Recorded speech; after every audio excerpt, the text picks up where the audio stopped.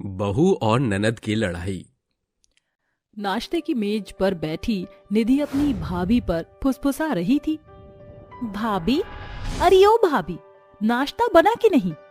अगर अगले 2 मिनट में मुझे मेज पर नाश्ता नहीं मिला ना तो क्या करोगी तुम? ज्यादा से ज्यादा चिल्लाओगी, इसके सिवा तुम्हें आता ही क्या है? और रही बात तुम्हारे 2 मिनट की, तो 2 मिनट में बस मैगी बनती है, नाश्ता नहीं। भाभी, अपनी भाषणबाजी ना मुझे मत सुनाना, वरना क्या करोगी तुम? वरना मैं आपको धूल चटा के रख दूंगी। आप नहीं जानती कि आपकी ननद निधि क्या चीज है। मोहल्ले से लेकर कॉलेज के चप्पे चप्पे तक आपकी नंद के चर्चे चलते हैं। क्यों, तुम क्या कहीं की अफलातून हो या किसी खुफिया माफिया ग्रुप की मेंबर हो? देखो, अपने कॉलेज और यहाँ के मोहल्ले के लिए तुम जो भी हो, मगर मेरे लिए तुम निठल्ली निकम्मी ननद हो। ये सुनकर ननद का पारा भाभी पर फूट पड़ता है। तुमने मुझे निकम्मी कहा? खैर कोई बात नहीं, तुम्हारे लिए तो मेरे तानों के तोप ही बहुत है। किस बात का घमंड है तुम्हें? दिन हो या रात घास फूस बनाकर खिला देती हो, मैले कुचैले कपड़े धो देती हो और बस जैसे ही दोपहर के 12 बजते हैं बिस्तर पकड़ लेती हो। अरे असल काम चोरी तो तुम करती हो भाभी। देखते ही देखते दोनों ननद भाभी की तू मैं लड़ाई का मोड़ ले लेती है। आवाज सुनकर सरिता और राजीव भागकर वहां आते हैं। हे भगवान, आज फिर तुम ननद भाभी ने भोर सवेर ही महाभारत शुरू कर दी। जब देखो कुत्ते बिल्लियों की तरह लड़ती झगड़ती रहती हो, दोनों की दोनों। माँ जी, समझाइए अपनी लाडली को कि मुझसे लड़ाई की जड़ ना खोजे, वरना अगली बार बात नहीं बल्कि मुक्कालात होगी। मैं भी कोई कच्ची खिलाड़ी नहीं, पानी पिलाकर न रख दिया ना तुम्हें भाभी, तो मैं भी तुम्हारी ननद नहीं। उस घड़ी तो ननद भाभी की लड़ाई खत्म हो जाती है, मगर दोनों ननद भाभी भीतर ही भीतर एक दूसरे को नुकसान पहुंचाने की ताक लगाए बैठी थी। बहू, अरे ओ भावना बहू, जरा यहाँ तो आना। जी माँ जी, कहिए। ये ले पैसे और बाजार जाकर पालक पनीर लिया। राजीव को बड़े दिन से पालक पनीर की सब्जी खाने का मन है। भावना बाजार से सामान लाकर रात के खाने की तैयारी में भिड़ जाती है। कुछ देर बाद बन गई पालक पनीर की सब्जी। इससे पहले कि मेरी निकम्मी ननद फिर से चिल्लाए, खाना मेज पर परोस देती हूँ। भाभी, ओ भावना भाभी, नाम लेते ही शैतान हाजिर। कुछ कहा क्या आपने? खैर छोड़िए, माँ ने आपको बुलाया है, बड़ी गुस्से में लग रही हैं। बहू का मुंह फीका पड़ जाता है और वह भागती हुई चली जाती है। तभी ननद मिर्ची से भरी बरनी सब्जी में मिलाकर कहती है, अब आएगा मजा जब माँ और भैया मिर्च से भरा पालक पनीर खाएंगे तो बम और धमाका। अपनी ननद की कारस्तानी से अनजान भाभी सभी को खाना परोसती है। अरे निधि, तुम कहाँ जा रही हो? खाना नहीं खाना क्या? जी नहीं भाभी, आपके हाथों का घास फूस खाकर अपनी रात खराब करने से अच्छा है कि मैं भूखी रह जाऊं। ये इसे क्या हो गया? वैसे तो खाने के लिए शाम होते ही चिल्लम चिल्ली लगा देती है। कुछ तो खिचड़ी पका रही है ये। अरे बहू, तू कहाँ खो जाती है? जाने दे उसे और जल्दी से पालक पनीर हमारे प्लेट में परोस। भावना जल्दी से खाना परोस देती है, मगर जैसे ही राजीव और सरिता खाने का पहला निवाला खाते हैं, उनकी आंखों से आंसू और कानों से धुआं और मुंह से बड़ी चीख निकलती है। हाय री मोरी मैया, तेरे हाथों के हिसाब ने होश खो दिया है क्या, जो तेगी मिर्च की पूरी बरनी इस पालक पनीर में बलि चढ़ा दी? अरे माँ, सारा ध्यान तो झगड़ा झंझट में रहता है, फिर खाने में मिर्च का जलजला तो मिलेगा ही ना। भावना को कुछ भी समझ नहीं आता। फिर एकाएक उसकी नजर अपनी ननद की ओर जाती है और जो जोर जोर से हंस रही थी। अच्छा, तो ये सारा किया धरा मेरी नाश पीटी ननद का है। इसका हर जाना तुम्हें भुगतना ना पड़ा ना, तो मैं भी तुम्हारी भाभी नहीं। अगली सुबह। भाभी, हरिओ भावना भाभी, अरे निपट गई क्या जो ननद की आवाज नहीं सुनाई दे रही? क्या हुआ निधि, क्यों गरज रही हो? भगवान का शुक्र है भाभी, आपको सुनाई तो दिया, वरना मुझे तो लगा था कि कान अपने मायके कुरियर कर दिया आपने। मेरे कान तो सही सलामत है निधि, मगर लगता है कि तुम्हारी जुबान में जंग लग गई है, इसलिए तुम्हारी आवाज पुराने जमाने के फोन के जैसी टीली लीली कर रही है। बस बस, अभी मेरे पास आपसे लड़ने का समय नहीं। मेरी सहेली का बर्थडे है, जल्दी से ये ड्रेस प्रेस कर दीजिए बिना किसी आनाकानी के। भावना अपनी ननद की बातों का कोई जवाब नहीं देती और कपड़े प्रेस करने लगती है। ये देख ननद अपने दिमाग के घोड़े दौड़ाते हुए कहती है, ये भाभी को पीपल वाले भूत ने घेर लिया है। मेरे लड़ाकू लहजे में बोलने के बाद भी ये एकदम चुप है। कहीं ये शांति कोई क्रांति नहीं बनेगी। मगर ये भी तो हो सकता है कि भाभी ने ननद के आगे घुटने टेक दिए। ऐसा सोचकर ननद नहाने चली जाती है और भावना तपते हुए प्रेस को निधि के कपड़े पर छोड़ देती है। अब हुआ बदला बराबर। भावना, जरा जल्दी से यहाँ आना। भावना कमरे से बाहर चली जाती है और जैसे ही निधि नहाकर बाहर आती है तो अपने जले हुए ड्रेस को देखकर गुस्से से आग बबूला होकर चिल्ला पड़ती है, भाभी, हरियो भाभी, हरियो, जल्दी से यहाँ आओ। अब क्या हुआ निधि, क्यों गला फाड़ रही हो? तुम्हारे कपड़े प्रेस कर दिए मैंने, दिखाई नहीं दिया क्या? भाभी सच सच बताओ, मेरे कपड़ों के साथ ये कारस्तानी तुमने ही की है? अरे मेरी प्यारी ननद, मैं कोई तुमसे नफरत थोड़ी करती हूँ जो ऐसा करूंगी। ज्यादा भोली बनने की कोशिश मत करो भाभी। अपनी जाती दुश्मनी निकालने के लिए तुम्हें आज का ही दिन मिला था। कितने प्यार से खरीदा था मैंने ये ड्रेस। मैंने भी इतने ही प्यार और मेहनत से कल सब्जी बनाई थी जिसमें तुमने बरनी की मिर्च मिला दी, इसलिए इसे अपनी भाभी का पलटवार समझ लो। ये तुमने अच्छा नहीं किया भाभी। कसम है मुझे अपने जले हुए कपड़े की, अगर तुम्हें दिन में तारे ना दिखाए ना तो मैं भी तुम्हारी ननद निधि नहीं। हर दिन के साथ ननद भाभी के बीच की नोकझोंक बड़ी लड़ाई में बदल गई थी। एक दिन भावना गुस्से से धधकती हुई अपनी ननद को जोरदार तमाचा मारकर कहती है, नाश पीटी नल्ली निठल्ली, तुम्हारी हिम्मत कैसे हुई मेरी बेशकीमती बनारसी साड़ी का सत्यानाश कर दिया। तुमने मुझे थप्पड़ मारा। आज अगर मैंने तुम्हारा भूत ना उतारा ना भाभी तो देखो। निधि भावना के बाल खींचातानी करने लगती है। तभी राजीव और सरिता ननद भाभी की लड़ाई में कूदकर उन्हें छुड़ाने लगते हैं। अरे कमबख्तो, तुम्हारे अंदर से जीने की इच्छा खत्म हो गई है क्या, जो एक दूसरे के हाथों मरने के लिए भिड़ंत किए बैठी हो दोनों ननद भाभी। माँ, आज अगर मैंने अपनी प्यारी भाभी को भगवान को प्यारा नहीं किया ना तो मैं भी निधि नहीं, मैं भी कोई कच्ची खिलाड़ी नहीं। आज ननद नाम का निपटारा करके ही दम लूंगी। बहुत हो गया ये कुत्ते बिल्ली के जैसे लड़ना झगड़ना। बस बहुत हो गया तुम दोनों का। जब देखो हिरोशिमा नागासाकी की तरह दोनों ननद भाभी लड़ने के लिए एक दूसरे के सामने आ जाती हो। अरे ननद भाभी की लड़ाई के लिए तुम्हें अवार्ड मिलना चाहिए। निकल जाओ इस घर से, जाओ जाकर मोहल्ले में लड़ो ताकि लोगों को पता चले कि सरिता की बहू और बेटी सबसे बड़ी लड़ाकू हैं। ऐसा कहकर सरिता अपनी बहू और बेटी को घर से बाहर निकाल ही रही होती है कि दोनों ननद भाभी गिड़गिड़ाते हुए कहती हैं, रुक जाओ माते, मुझे घर से मत निकालो, वरना आपकी बेरोजगार बेटी कहाँ जाएगी। मैं फिर कभी भाभी से नहीं लड़ूंगी। हाँ माँ जी, निधि को घर से मत निकालिए। मेरी नादान ननद कहाँ जाएगी, और लगे हाथ मुझे भी एक मौका दे दीजिए, क्योंकि नंद भाभी के बीच में नोकझोंक तो होती ही रहती है। सास मन ही मन खुश होकर कहती है, अरे वाह, मेरा पैतरा काम कर गया। वो हाँ ठीक है, मगर एक बात गांठ बांध लो, अगर दोबारा तुम दोनों ने इस घर में ऐलाने जंग छेड़ा तो अंजाम तुम जानती हो। हम समझ गए। इस तरह छोटी छोटी बातों पर एक दूसरे से जंग छेड़ने वाली ननद भाभी सर से छत छीन जाने के डर से लड़ना छोड़कर हंसी खुशी रहने लगती हैं। सास बहू का ट्रेन ढाबा। अरे बहू, चल पूजा की थाली तैयार करके ले आओ, हमें मंदिर जाना है। माँ? जी माँ जी, अभी लेकर आती हूँ। गुंजन पूजा की थाली तैयार करके लेकर आती है, जिसके बाद वह अपनी सास सावित्री से कहती है, आज मंदिर में हमें तुषार जी की तरक्की के लिए हवन करवाना है। हाँ बहू, चल, वैसे ही हम लोग बहुत लेट हो चुके हैं मंदिर जाने के लिए, अब और देरी ना कर। सावित्री और गुंजन दोनों सास बहू जैसे ही दरवाजा खोलते हैं मंदिर जाने के लिए, वैसे ही दरवाजे के सामने तुषार एक मॉडर्न लड़की के साथ खड़ा होता है। अरे तुषार बेटा, ये लड़की कौन है? ये लड़की आपकी बहू है। तुषार के मुंह से ये सब सुनते ही गुंजन के हाथों से पूजा की थाली गिर जाती है, जिसके बाद उसकी आंखों से आंसू निकलने लगते हैं। अजी, आप ये कैसी बातें कर रहे हो? मैंने आपको प्यार देने में ऐसी कौन सी कमी छोड़ दी जो आप मेरी सौतन ले आए? क्या कहा? प्यार? अरे मैं तो तुमसे प्यार करता ही नहीं था। वो तो मेरी माँ के चलते मैंने तुमसे शादी की थी, लेकिन अब मुझसे और बर्दाश्त नहीं होता। मैं तनीषा से प्यार करता हूँ, अब मैं उसी के साथ रहूंगा। तुषार तनीषा का हाथ पकड़कर उसे घर के अंदर ले आता है, जिसके बाद बेचारी गुंजन बहुत बुरी तरह रोने लगती है। अरे बहू, तू रोना बंद कर, तेरे रोने से कुछ नहीं होगा। अरे डार्लिंग, तुम मुझे यहाँ क्यों ले आए? इससे अच्छा तो हनीमून के लिए गोवा चलते, कम से कम हमें ये सास बहू वाले ड्रामे तो नहीं देखने पड़ते। तुम परेशान क्यों होती हो? जाओ मेरे कमरे में जाकर आराम करो, मैं इनसे बात करके आता हूँ। तनीषा तुषार के कहने पर उसके कमरे में चली जाती है, जिसके बाद तुषार अपनी माँ और पत्नी से कहता है, देखो माँ, मेरे लिए मेरा सब कुछ तनीषा ही है। अगर आप दोनों को इस घर में रहना है तो रहिए, लेकिन तनीषा इस घर से कहीं नहीं जाएगी।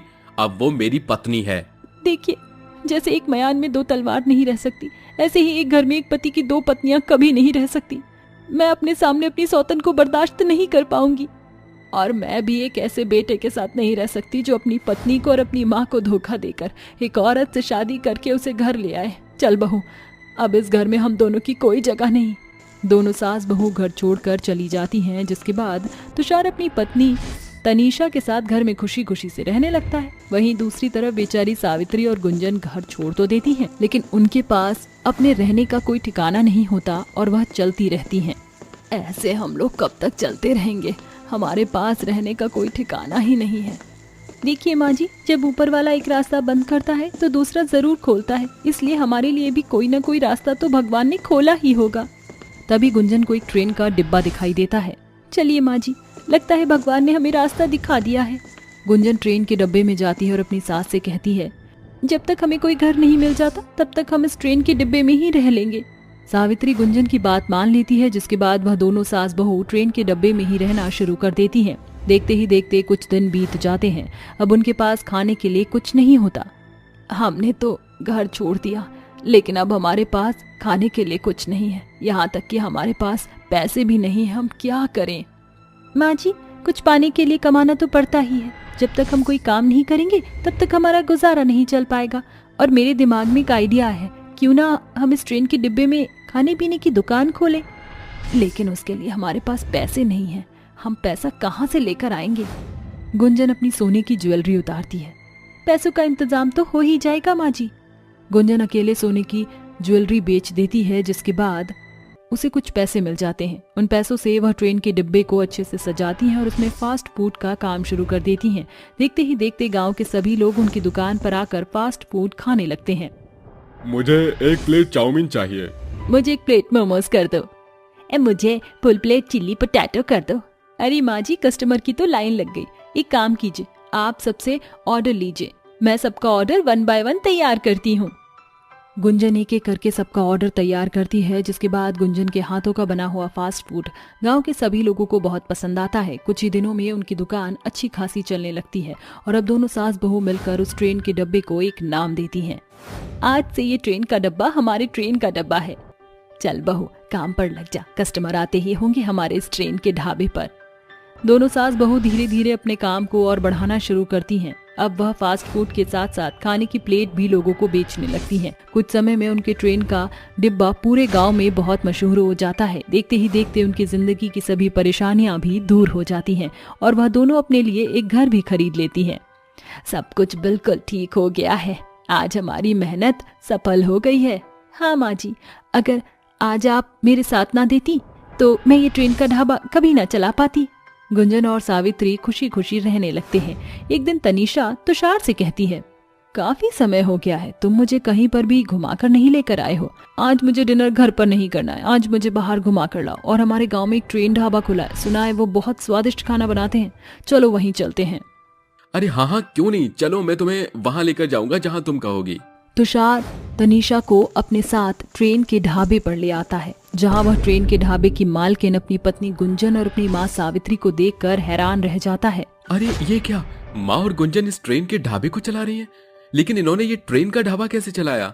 अरे माँ जी, जरा देखिए तो सही, आज हमारे ट्रेन के ढाबे पर कौन आया है।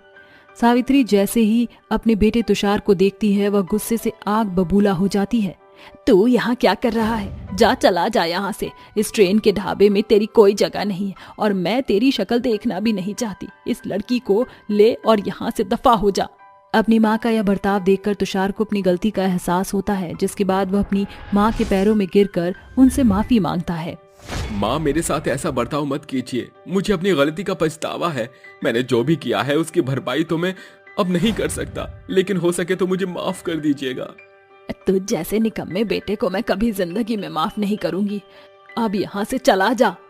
तुषार को अपनी गलती का बहुत पछतावा होता है, जिसके बाद वह तनीषा को लेकर वहां से चला जाता है। वहीं दूसरी तरफ सावित्री अपनी बहू गुंजन के साथ खुशी खुशी प्रियंका ढाबा चलाने लगती है, क्योंकि अब उनकी जिंदगी में तुषार की कोई जगह नहीं होती। सास बहू का ढाबा।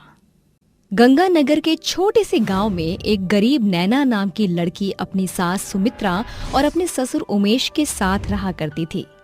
नैना का पति विदेश में रहा करता था और एक दिन उसने नैना को धोखा देकर विदेश की गोरी से शादी कर ली, जिसके बाद उसने नैना को छोड़ दिया।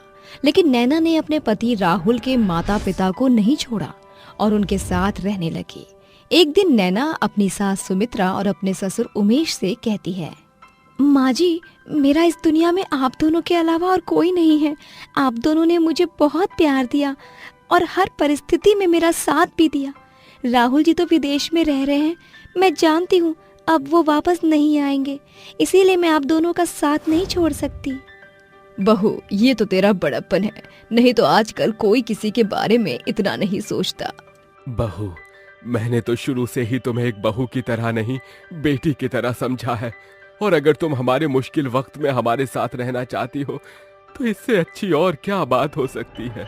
नैना सुमित्रा और उमेश के साथ खुशी खुशी रहने लगती है, लेकिन धीरे धीरे उनकी स्थिति खराब होने लगती है, क्योंकि उनके पास कमाने का कोई जरिया नहीं होता, जिसकी वजह से उनके घर का राशन भी खत्म हो जाता है। तभी एक दिन नैना सुमित्रा से कहती है, माँ जी, मैंने हर जगह काम ढूंढने की बहुत कोशिश की, लेकिन मुझे कहीं काम नहीं मिला। मैं चाहकर भी कुछ नहीं कर पा रही हूँ। घर में एक अन्न का दाना भी नहीं है और इस तरह आप लोगों को भूखा देखकर मुझे शांति नहीं मिल रही। तुम चिंता क्यों करती हो बहू, सब कुछ भगवान के ऊपर छोड़ दो, सब ठीक हो जाएगा। हम कोई न कोई रास्ता जरूर निकाल लेंगे।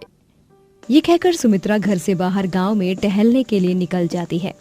गांव में टहलते टहलते उसे एक जगह भंडारा बंटते हुए दिखाई देता है, जिसे देखकर सुमित्रा वहीं रुक जाती है और भंडारा लेने लगती है। आज घर में कुछ भी नहीं है, भंडारा खाकर ही हम लोग अपना गुजारा कर लेंगे। सुमित्रा वहीं भंडारा खाकर अपनी बहू नैना और अपने पति उमेश के लिए थोड़ा सा भंडारा पैक करवा कर ले आती है। जैसे ही नैना सुमित्रा का लाया हुआ भंडारा खाती है, उसके दिमाग में एक आइडिया आता है।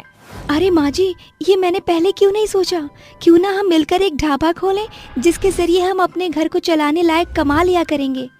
अरे बहू, तूने सोचा तो बहुत अच्छा है, लेकिन एक ढाबा खोलने के लिए हम इतने सारे पैसे कहाँ से लेकर आएंगे? अरे माँ जी, हमारे गांव में मुखिया जी है ना, वो गांव में सभी लोगों को उधार पैसा दे देते हैं। हम भी उनसे कुछ पैसे उधार ले लेंगे और जब हमारे पास पैसे आ जाएंगे तो हम उन्हें पैसा वापस कर देंगे। अच्छा बहू, ये सब तो ठीक है, लेकिन मुखिया के बारे में मैंने कुछ ज्यादा नहीं सुना है, कहीं हमें बाद में कोई दिक्कत ना हो जाए। आप चिंता क्यों करती हो माँ जी, जैसे ही पैसा आएगा तो हम सबसे पहले मुखिया को पैसा दे देंगे। अगले ही दिन दोनों सास बहू मुखिया के घर जाती हैं और उसे ढाबा खोलने के बारे में सब कुछ बताती हैं, जिसे सुनकर मुखिया कहता है, चलो ठीक है, मैं तुम्हें पैसे उधार दे दूंगा, लेकिन तुम्हें एक एग्रीमेंट साइन करना होगा कि तुम मुझे समय पर पैसा लौटा दोगी। सुमित्रा और नैना दोनों ही अनपढ़ थीं। वो दोनों ही एग्रीमेंट के बारे में कुछ नहीं जानती थीं। बिना सोचे समझे ही उन्होंने अपने अंगूठे एग्रीमेंट के ऊपर लगा दिए, जिसके बाद मुखिया ने उन्हें पैसा भी दे दिया। देखते ही देखते सुमित्रा और नैना ने अपना एक खुद का ढाबा खोल लिया। ढाबा खोलने के बाद उनका ढाबा अच्छा खासा चलने लगा, जिससे उन दोनों की अच्छी खासी कमाई होने लगी। एक दिन ढाबे पर बहुत ज्यादा भीड़ हो जाती है, जिसे उमेश दूर खड़ा देखता रहता है। तभी उमेश सुमित्रा और नैना के पास आता है और उनसे कहता है, तुम दोनों बहुत मेहनत कर रही हो, तुम्हारी मेहनत सफल हो रही है। लाओ, मैं भी तुम्हारी मदद करवा देता हूँ। काफी लोग इंतजार कर रहे हैं, तुम दोनों जल्दी जल्दी ऑर्डर तैयार करती रहो और मैं उन्हें लोगों तक पहुँचा देता हूँ। उमेश एक एक करके सभी को उनके ऑर्डर देने लगता है, जिसके बाद सभी लोग नैना और सुमित्रा के ढाबे की तारीफ करने लगते हैं। अरे वाह, मैंने खाना तो बहुत जगह खाया, लेकिन इस ढाबे का खाना तो बहुत ही स्वादिष्ट है। तुम्हें क्या लगता है कार्तिक? तुम बिल्कुल सही कहती हो, अब से हम यहाँ हमेशा आते रहेंगे। काजल और कार्तिक पेमेंट के साथ नैना और सुमित्रा को शुक्रिया कहने लगते हैं। आप लोगों का ढाबा बहुत ही अच्छा है और यहाँ का खाना तो और भी लाजवाब। अगली बार हम दोनों दोबारा आएंगे। क्या आप घर पर भी डिलीवरी करते हो?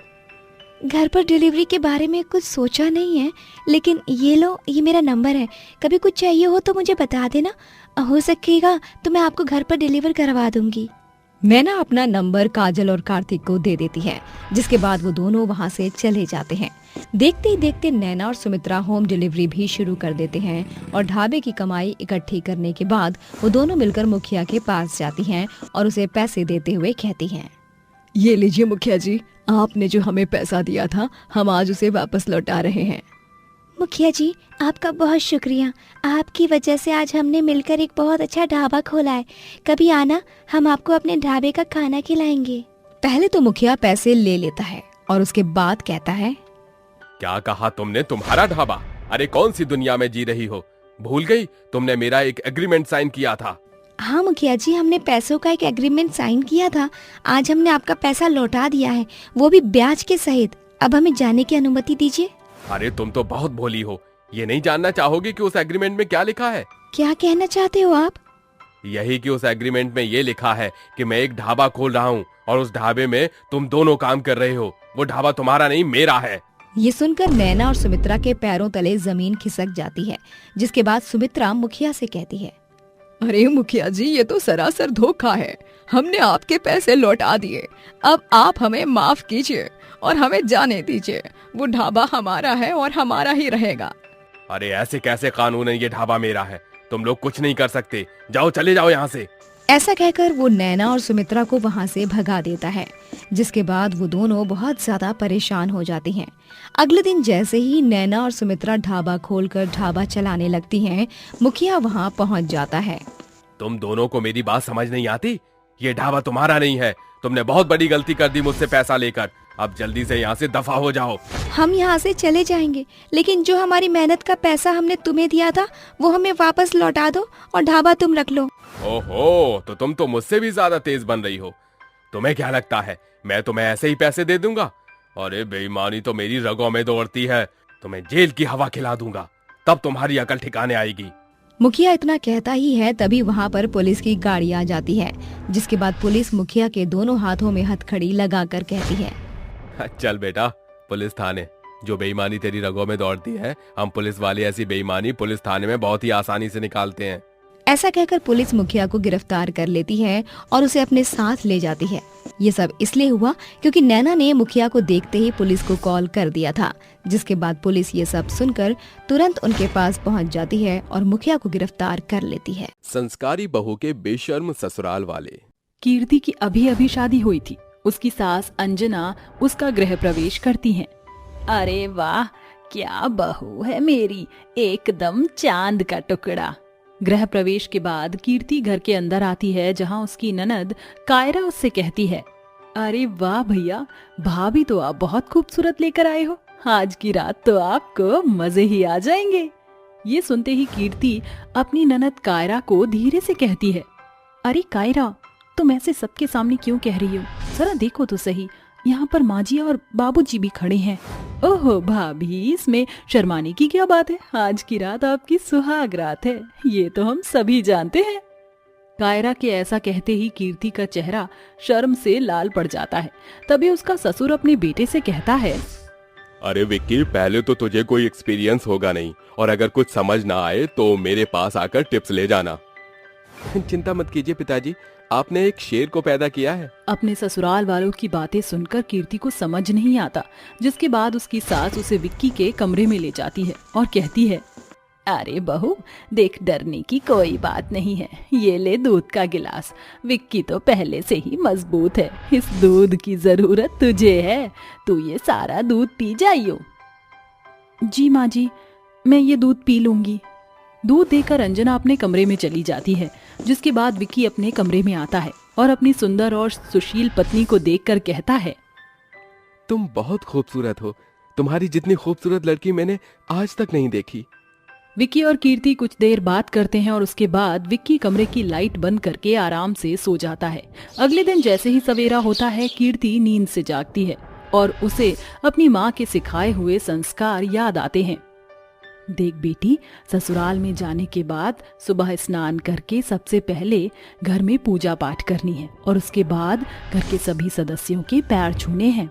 माँ, आप चिंता मत कीजिए, मैं एक सुशील संस्कारी बहू बनकर दिखाऊंगी।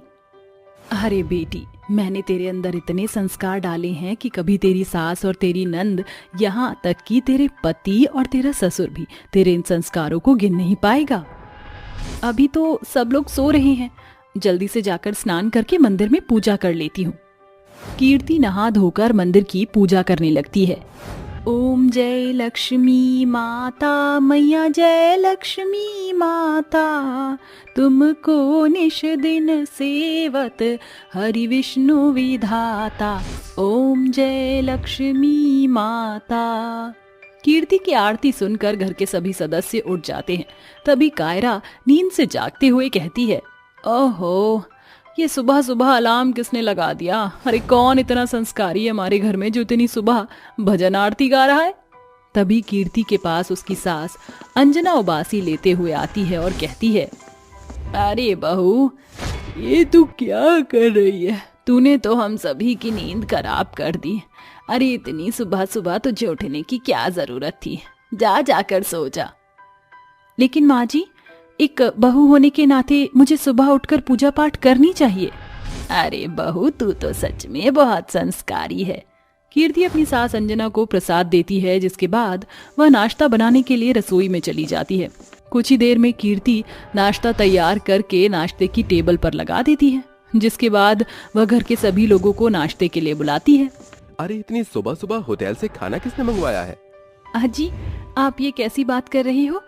मेरे होते हुए इस घर में होटल से खाना क्यों आएगा? अरे वाह बहू, इतना स्वादिष्ट खाना तुमने अपने हाथों से बनाया है। अरे मुझे तो यकीन ही नहीं होता।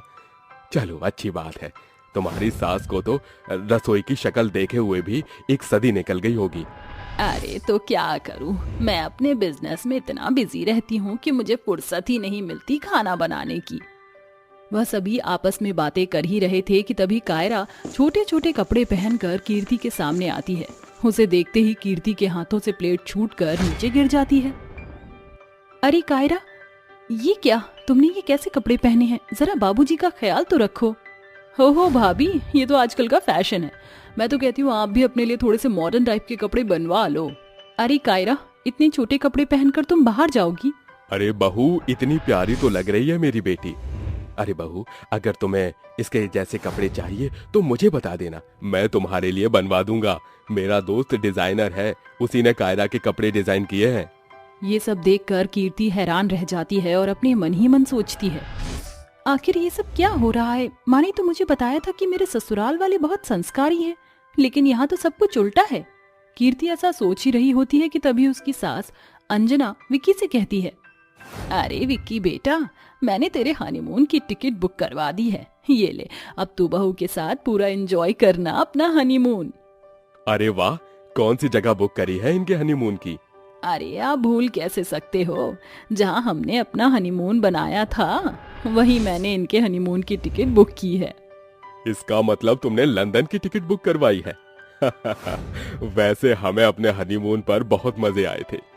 क्यों ना हम इनके साथ अपना हनीमून दोबारा से मनाने चले? अरे हाँ हाँ, क्यों नहीं, आइडिया बुरा नहीं है। मुझे और कीर्ति को भी कंपनी मिल जाएगी। हे भगवान, जरा देखो तो, जरा भी शर्म नहीं है मेरे ससुराल वालों को, ऊपर से मेरे सास ससुर हैं।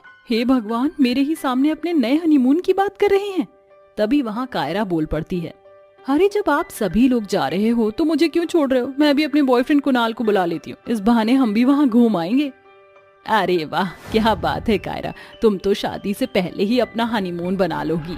अरे फिर तो और भी मजा आएगा, ये तो फैमिली हनीमून हो जाएगा। ये सब सुनने के बाद कीर्ति को कुछ समझ नहीं आता। वह अपने मन ही मन सोचने लगती है, हे भगवान, कैसी बेशर्म फैमिली है। इनके अंदर तो जरा भी संस्कार नाम की चीज नहीं है। ऐसे परिवार के साथ मैं कैसे रह पाऊंगी? कीर्ति इतने खुले विचार वाले परिवार को देखकर हैरान रह जाती है। जिसके बाद सभी अपने अपने हनीमून की तैयारियों में लग जाते हैं। जिसके बाद वह दिन भी आ जाता है जिस दिन सभी घूमने के लिए जा रहे होते हैं। कायरा अपने बॉयफ्रेंड के साथ छोटे कपड़े पहनकर खड़ी होती है, तो वहीं उसकी सास भी छोटे कपड़े पहनकर अनुराग के साथ खड़ी होती है। तभी कीर्ति अपने कमरे से साड़ी पहनकर आती है और अपनी सास और नंद को देखकर कहती है, अरे माँ जी, आपने ये सब क्या पहना है? अरे कायरा तो चलो लड़की है, लेकिन आप तो मेरी सास हो और मेरे सामने आप ऐसे कपड़े पहनोगी? अरे बहू, तेरी सास मॉडर्न है और तुझे पता है ना कि आजकल इन कपड़ों का कितना फैशन चल रहा है। जरा देख तो सही मेरे ऊपर कितनी प्यारी लग रही है ये ड्रेस, और तूने ये गवारों की तरह साड़ी क्यों पहनी है? जा तू भी इसे बदल कर कोई अच्छी सी ड्रेस पहन ले। हाँ कीर्ति, मैं भी तुम्हारे लिए बहुत प्यारी ड्रेस लेकर आया हूँ। जाओ कमरे में जाकर उसे पहन कर आओ। अरे कैसे लोग हो आप? एक तो मैं इतनी संस्कारी हूँ और ऊपर से आप मुझे मेरे संस्कार भुलवा कर ऐसे कपड़े पहनने के लिए कह रहे हो। मैं ऐसे कपड़े कभी नहीं पहनूंगी। मैं अपनी संस्कृति और अपने संस्कार को नहीं भूल सकती। आप लोगों को जैसे रहना है वैसे रहिए। ऐसा कहकर कीर्ति गुस्से से अपने कमरे में चली जाती है, जिसके थोड़ी देर बाद ही विक्की उसके कमरे में आता है और उससे कहता है, मुझे माफ कर दो कीर्ति, हम कुछ ज्यादा ही खुले विचार वाले लोग हैं, इसलिए हम इन सब चीजों के बारे में नहीं सोचते। लेकिन तुम्हें जो पहनना है तुम पहन सकती हो। चलो अब हमें देरी हो रही है। विक्की कीर्ति को मनाकर उसे बाहर ले आता है, जिसके बाद जैसे ही वह बाहर आती है वह अपनी सास को एक साड़ी में और अपनी नंद को सूट में देखकर खुश हो जाती है। और तभी अंजना कहती है, अरे बहू, आज तेरे पढ़ाए पाठ ने हमें अच्छी सीख दी है। हम चाहे कितने भी खुले विचारों वाले क्यों ना हो, हमें अपनी संस्कृति और अपने संस्कार कभी नहीं भूलने चाहिए। ये सब देखकर कीर्ति बहुत खुश होती है और खुशी खुशी अपने पूरे परिवार के साथ घूमने के लिए चली जाती है। सास और जुड़वा बहुओं की किस्मत। मणिपुर के छोटे से गांव में एक औरत रहती थी जिसका नाम कलावती था। कलावती के 2 बेटे थे, एक शुभम और एक रौनक। दोनों बेटों की जुड़वा पत्नियां थी, यानी कलावती की 2 जुड़वा बहुएं, लेकिन दोनों ही बहुत अलग थी। एक तो बहुत बड़े बंगले में रहती थी और दूसरी एक छोटी सी झोपड़ी में रहा करती थी। एक दिन की बात है। अरे अरे देखो तो सही कैसे पी कर सो रहा है, जरा भी शर्म नहीं। इसके साथ तो मेरी जिंदगी बर्बाद हो गई। काश उस दिन मैंने सही फैसला लिया होता तो आज मुझे ये दिन ना देखने पड़ते। माया का पति शुभम चारपाई पर टांग फैलाकर नशे की हालत में लेटा होता है। अरे झूम बराबर झूम शराबी, झूम बराबर झूम, मुझे पीने का शौक नहीं, पीता हूँ गम भुलाने को। अरे अरे देखो तो सही इस दारू वाले कीड़े को, किस तरह दारू के नशे में गाने गा रहा है। अभी इसे बताती हूँ। माया एक पानी की बाल्टी भरकर लाती है और सीधा शुभम के ऊपर उड़ेल देती है। अरे अरे अरे अरे कौन है? किसकी इतनी हिम्मत हुई मेरे ऊपर पानी डालने की? अरे माया की बच्ची, तू है? रुक साली कुतिया, तुझे मैं अभी बताता हूँ। शुभम माया को मारने के लिए उसके पीछे भागने लगता है। आज नहीं छोड़ूंगा तुझे, रुक अभी बताता हूँ। अरे अरे शराबी नशेड़ी कहेंगे, तू मेरे पीछे क्यों दौड़ रहा है? एक तो गलती करता है और ऊपर से मुझे ही मारता पीटता है। माया भागते भागते अपनी बहन छाया के घर पहुंच जाती है। छाया का घर बहुत बड़ा होता है। तभी माया के चिल्लाने की आवाज सुनकर छाया अपने कमरे से निकलकर बाहर आती है। अरे माया, ये सब क्या हो रहा है? तुम दोनों मेरे घर के अंदर इतनी बुरी तरह क्यों लड़ रहे हो? अब तू ही बता छाया, इसमें मेरी क्या गलती है?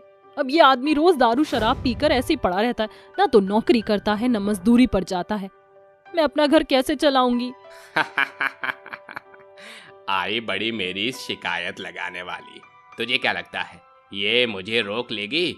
अरे मेरी मर्जी, मैं जो मर्जी करूं, चाहे दारू पीऊं चाहे कुछ भी पीऊं, तुम दोनों जुड़वा बहनें मुझे रोक नहीं सकती। तभी वहां पर छाया का पति रौनक पहुंच जाता है और ये सब देखकर शुभम से कहता है, ये सब क्या देख रहा हूं मैं? हाँ, क्या देख रहा हूं मैं अपने घर में? आखिर ये सब क्या हो रहा है? तुम दोनों कुत्ते बिल्लियों की तरह क्यों लड़ रहे हो? भाई, दरअसल माया मुझसे लड़ते लड़ते यहाँ आ गई, मेरी कोई गलती नहीं है। रौनक तुरंत शुभम को एक जोरदार तमाचा मारता है, जिसके बाद शुभम जमीन पर गिर जाता है। ये सब देखकर माया भी चुप हो जाती है। तूने शराब पी रखी है? आज अगर तुमने उन पैसों का सही से इस्तेमाल किया होता तो शायद तुम्हें ये दिन न देखना पड़ता। आज तुम्हारी वजह से ये सब हो रहा है। तुम ही किसी लायक नहीं हो। शुभम रोते हुए कहता है, अगर हम दोनों ने भी आपकी तरह थोड़ी समझदारी दिखाई होती तो ये सब झेलना नहीं पड़ता। तभी उन दोनों की माँ कलावती आ जाती है, जो उन दोनों से कहती है, देखो तुम दोनों मेरी बहू हो, लेकिन तुम दोनों की किस्मत अलग अलग है और ये सब तुम दोनों के हाथों में ही था। जहाँ छाया ने अपनी किस्मत को चमकाया, वहीं दूसरी तरफ माया ने अपनी जिंदगी से माया को ही दूर कर दिया। सही कहा माँ जी, एक पढ़ी लिखी होने के बाद भी मैंने कभी आगे के बारे में नहीं सोचा। और तो और मैंने छाया से ज्यादा पढ़ाई की, लेकिन मुझसे ज्यादा समझ छाया के अंदर है। उसने अपने हर फैसले बहुत सोच समझ के लिए। देखो बहन, तुम अपना दिल छोटा मत करो, अभी भी समय है तुम्हारे पास। और शुभम जी, आपसे हाथ जोड़कर रिक्वेस्ट है, अब शराब और नशे में पैसा बर्बाद करना बंद कर दीजिए। छाया अपनी जुड़वा बहन माया से अमीर हो, लेकिन छाया माया से कम पढ़ी लिखी और कम एजुकेटेड होती है। आखिर माया के साथ ऐसा क्या हुआ होता है जिसकी वजह से वो गरीब होती है? चलिए कहानी में थोड़ा पीछे चलते हैं। लैला बहन, मेरा इस दुनिया में मेरी दोनों जुड़वा बेटियों के अलावा और कोई नहीं है। अब मैं उन दोनों की शादी किसी अच्छे घर में करना चाहती हूँ, जिसके बाद ये सब कुछ छोड़कर सन्यासी बन जाऊंगी और भगवान की पूजा पाठ में लग जाऊंगी। फिर तुम्हारे घर का और पैसों का क्या होगा? मैंने सोच लिया है, मैं अपनी पूरी जायदाद का आधा आधा हिस्सा करके अपनी दोनों जुड़वा बेटियों को बांट दूंगी, ताकि वह अपने फ्यूचर के लिए कुछ जोड़ सके। ये तो बहुत अच्छा सोचा है तुमने। वैसे मुझे तुम्हारी दोनों जुड़वा बेटियों के लिए एक रिश्ता याद आया है। घर बार भी अच्छा है और दोनों लड़के भी अच्छे हैं। अरे बहन, तो देर किस बात की है, रिश्ते की बात आगे बढ़ाओ और मुझे उनसे मिलवाओ। लैला कलावती और सरोज को आपस में मिलवा देती है। सरोज को कलावती के दोनों बेटे बहुत पसंद आते हैं, जिसके बाद वो अपनी दोनों बेटियों की शादी कलावती के बेटे शुभम और रौनक से करवा देती है। विदाई होते समय कलावती 2-2 सूटकेस लेकर आती है, जिसके अंदर पैसा होता है। मेरी बच्चियों, ये लो, मैंने अपना मकान और अपनी पूरी जायदाद आधी आधी तुम्हारे नाम कर दी है। अब मेरा फर्ज पूरा हो गया है। मैं सन्यासी बनने जा रही हूँ और भगवान की सेवा मैं करना चाहती हूँ।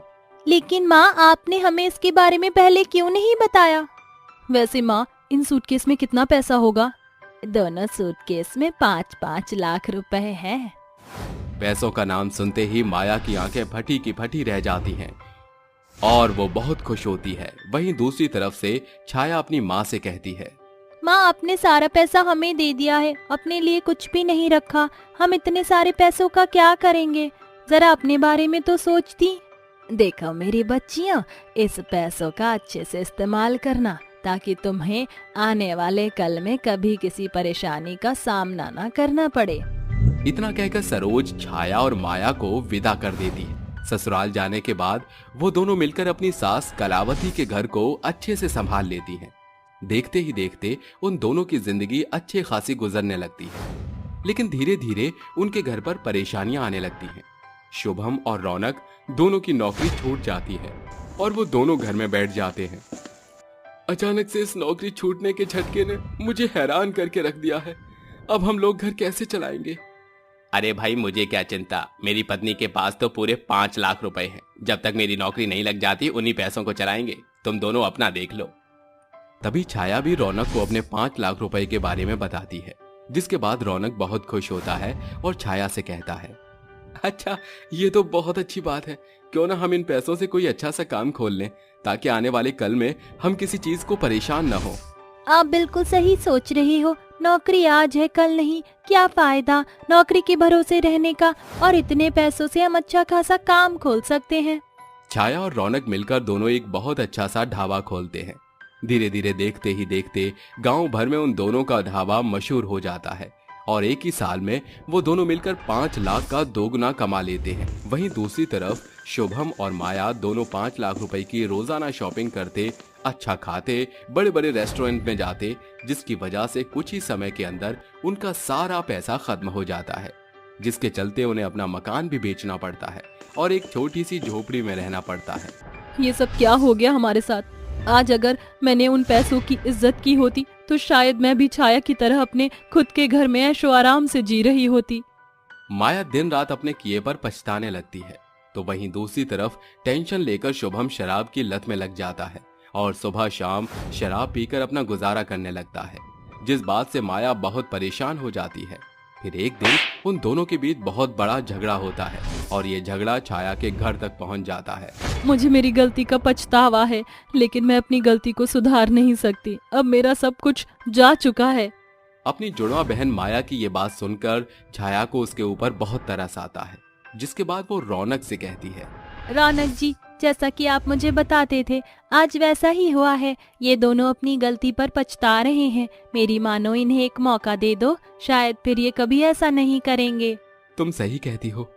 आज तुमने अपनी किस्मत को खुद चुना था और इन्होंने खुद, लेकिन मेरा भी फर्ज बनता है कि मैं इन्हें एक मौका दे दूं। रौनक तुरंत अपने कमरे में जाता है और 5 लाख रुपए सूटकेस में लाकर शुभम और माया को देते हुए कहता है, ये लो, ये 5 लाख रुपए हैं। वो समय तुमने उन पैसों का सही इस्तेमाल नहीं किया था। मैं जानता हूँ इस बार तुम उन पैसों का इस्तेमाल अच्छे से करोगे और अपनी किस्मत को खुद बनाओगे। जिंदगी बार बार ऐसा मौका नहीं देती। आज अगर तुम्हें दोबारा मौका मिला है तो उसे गंवाना मत और कुछ अच्छा करके दिखाना। शुभम और माया दोनों ही बहुत खुश होते हैं, जिसके बाद वो दोनों मिलकर कपड़ों का कारोबार शुरू कर देते हैं। देखते ही देखते वो कपड़ों के कारोबार से अच्छा खासा कमाने लगते हैं। कुछ ही समय में अपनी खुद की एक कंपनी भी खोल लेते हैं, जिसके बाद फर्श से अर्श पर आने में उन्हें देरी नहीं लगती। उनकी जिंदगी में पहले की तरह सब कुछ ठीक हो जाता है और एक दिन कलावती अपने दोनों जुड़वा बहुओं को अपने पास बुलाकर उनसे कहती है, यही होती है इंसान की किस्मत और अकलबंदी। आज तुमने अपनी अकलबंदी से अपनी किस्मत चमकाई है। भगवान तुम्हें ऐसे ही तरक्की देता रहे। उस दिन के बाद से छाया और माया दोनों बहनें खुशी खुशी रहने लगती हैं।